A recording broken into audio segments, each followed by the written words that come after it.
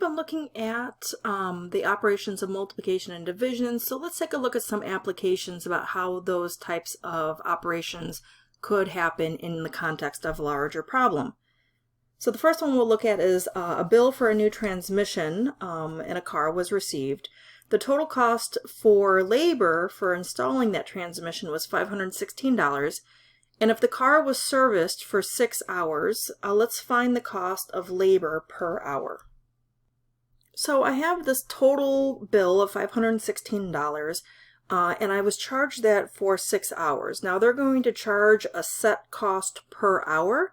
So this has that idea about fair share in there. If I was to split 516 up among 6 hours evenly, how much would I be charged in each hour?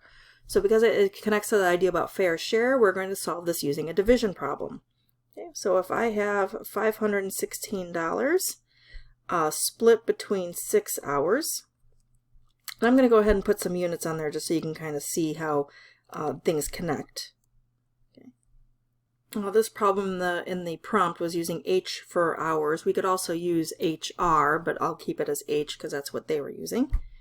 All right, so if I want to figure out what this was the cost of labor per 1 hour, we'll do 516 divided by 6.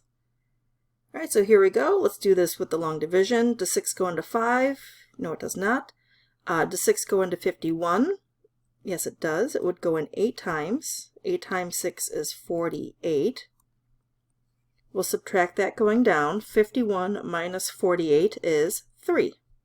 We'll bring down the next number, which was the 6, so now I'm looking at 36. How many times does 6 go into 36? It would go in 6 times. 6 times 6 is 36. When I subtract going down, I get a remainder of 0.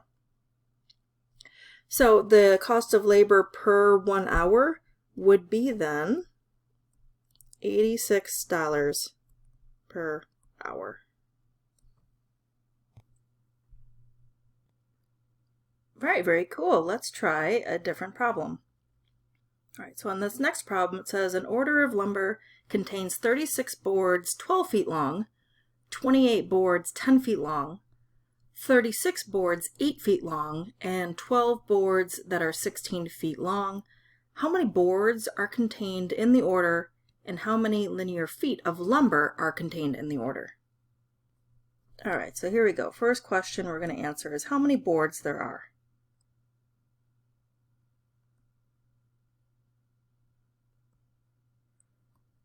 Okay, so I've got 36 boards here, 28 here, 36 here, and 12 here. So how many boards do I have total? Well, on that case, I'm just going to add those numbers up. So I'll have 36 plus 28 plus another 36 boards over there, and then plus 12. All right, and in this case, let's go ahead and just pop those into a calculator. If you want, you can add them by hand, but to save us a little bit of time, we could just add those up in a calculator, and we will get 112 boards. All right, so that's just how many boards are in the order. But the next question we're asked is how much in linear feet is contained in this order. All right, so I have 36 boards that are each 12 foot long. All right, so if you wanted, you could do 12 plus another 12 plus another 12 plus another 12, and you could do that 36 times, okay, and add them all up, and that would just get you the linear feet just for those boards alone. But remember that multiplication is used for repeated addition. So instead of setting the problem up like that, if I have 36 boards and each board is 12 foot long, I could do 36 times 12,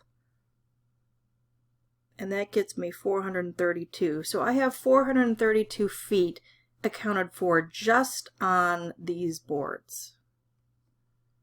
So let's play that game with all of the other sets of boards. So if I have 28 boards and each one of those boards is 10 feet long, overall feet accounted for those boards would be 28 times 10, or 280 feet. The next set of boards I have 36 boards where each board is 8 feet long. So if I have 36 boards times 8, that gets me 288 feet accounted for just on that set of boards. And then finally I've got 12 boards that are 16 feet long, so I'll do 12 times 16, and that gets me 192 feet. So how much total linear feet do I have? Well, what we're going to do with these numbers right here is we're going to add them all up.